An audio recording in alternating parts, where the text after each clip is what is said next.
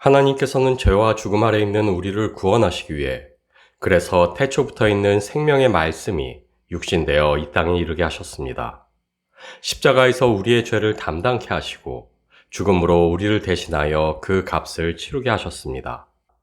그러나 그 생명의 말씀은 죄와 죽음도 어쩌지 못하는 하나님의 능력이요 영광이셨습니다. 풀은 마르고 꽃은 시드나 우리 하나님의 말씀은 영영이 서리라. 이사야 선지자의 선포와 같이 영원한 그 생명의 말씀 앞에서 죄는 풀과 같이 마르고 죽음은 꽃과 같이 시들 뿐이었습니다. 그 생명의 말씀을 통해 그렇게 구원을 시작하신 하나님께서는 그 생명의 말씀을 우리의 주로 세우사 우리로 그 구원을 살아가게 하셨습니다. 더 나아가 그 생명의 말씀으로 우리 안에 거하게 하사 세상의 죄와 사망만이 아닌 우리 안에 역사하는 죄와 사망 또한 마르고 시들게 하시고 오직 생명의 말씀만이 역사하게 하심으로 그 구원을 완전케 하십니다. 그래서 사도 요한은 우리에게 주신 영생에 대하여 생명은 그의 아들 안에 있다 단언하며 아들이 있는 자에게는 생명이 있고 하나님의 아들이 없는 자에게는 생명이 없다 선포합니다. 그래서 사도 바울은 그런즉 이제는 내가 산 것이 아니오 오직 내 안에 그리스도께서 사신 것이라 고백합니다.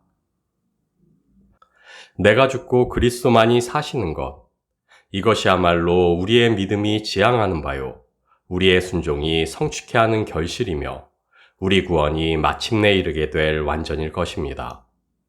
그래서 우리는 내가 죽고 그리스도만이 살게 하시기 위해 어떻게 하면 나를 죽이고 처 복종시킬지에 더욱 골몰하곤 합니다.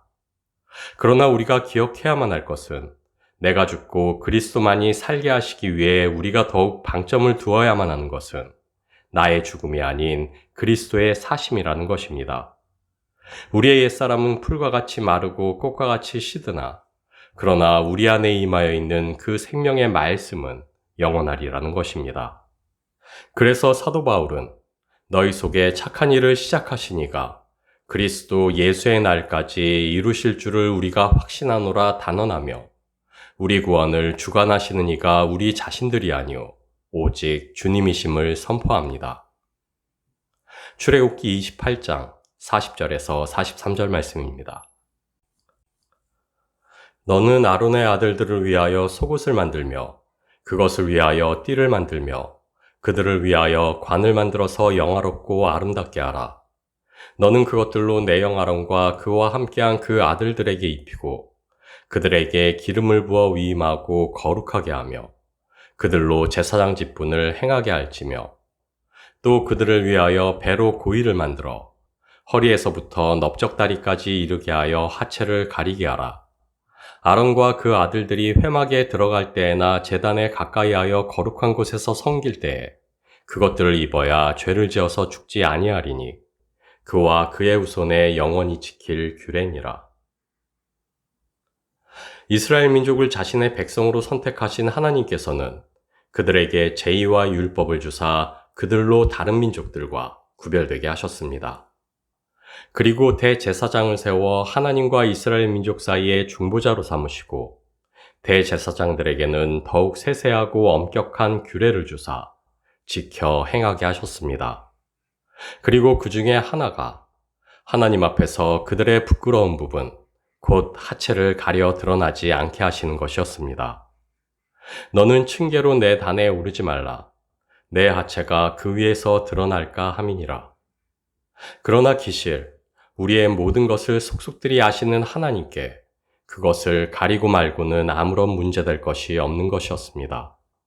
그것을 불경하다 여기는 것은 오히려 죄의 수치를 안고 사는 인간들 자신이었습니다. 내가 벗었으므로 두려워하여 숨었나이다. 죄를 범한 인류에게 벌거벗었다는 것은 죄로 인한 수치의 상징이었습니다.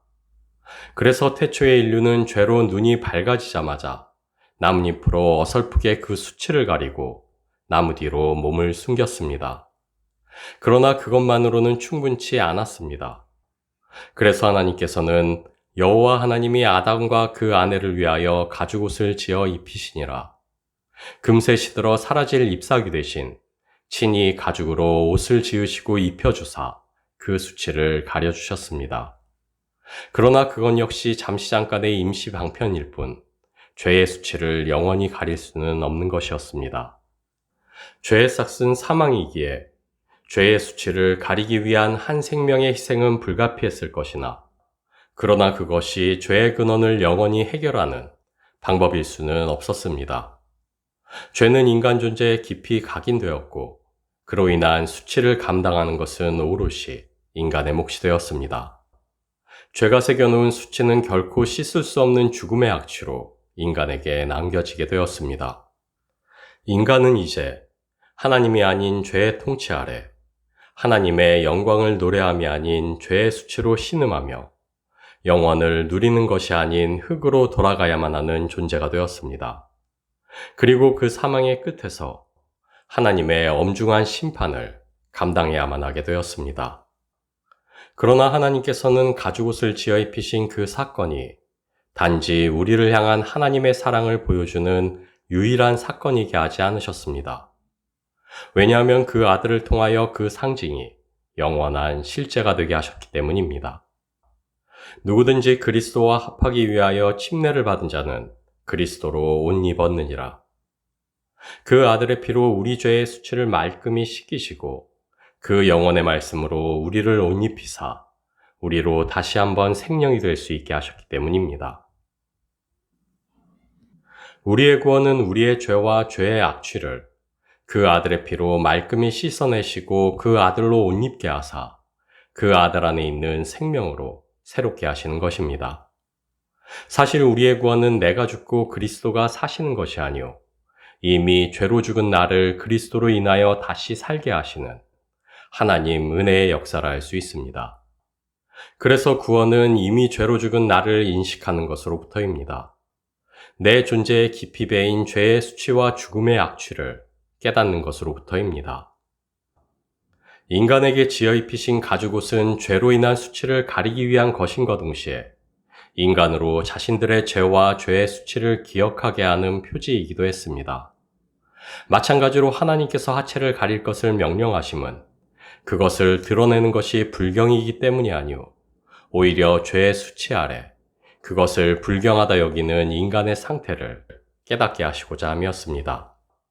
그래서 하나님께서는 인간 스스로가 수치스럽게 여기는 그것을 율법 조문으로 새겨놓으사 인간 스스로가 자신들이 느끼는 죄의 수치를 마주하고 그 수치를 통해 자신들의 죄를 직시할 수 있게 하셨습니다.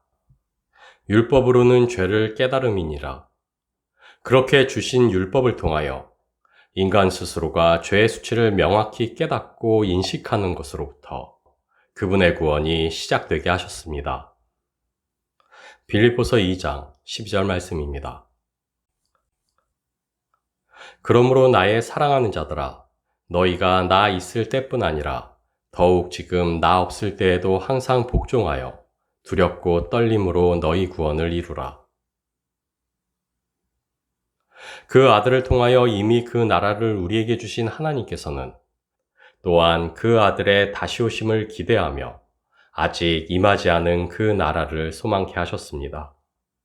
마찬가지로 그 아들을 통하여 단번에 구원을 이루신 하나님께서는 또한 우리로 그 구원을 살아가게 하사 그 구원이 성취되는 과정에 우리로 동참할 수 있게 하셨습니다. 그래서 성경은 이 뜻을 쫓아 예수 그리스도의 몸을 단번에 들으심으로 말미암아 우리가 거룩함을 얻었노라. 단번에 이루어진 우리의 구원을 선포할 뿐만 아니오 너희 속에 착한 일을 시작하신 이가 그리스도 예수의 날까지 이루실 줄을 우리가 확신하노라.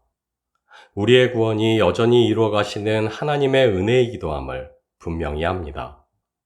다시 말해 우리가 아직 오지 않은 그 나라를 소망하며 또한 이미 임하여 있는 완전한 그 나라로 살아감과 같이 우리는 단번에 이루신 완전한 구원 안에서 또한 이루어 가시는 그 구원으로 살아갑니다.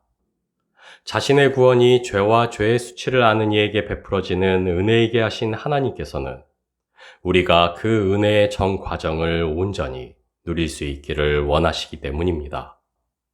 그래서 이미 그 아들의 피로 말갛게 하시고 그 아들로 옷 입게 하신 우리임에도 하나님께서는 우리로 여전한 죄성 가운데 구원을 살아내게 하십니다.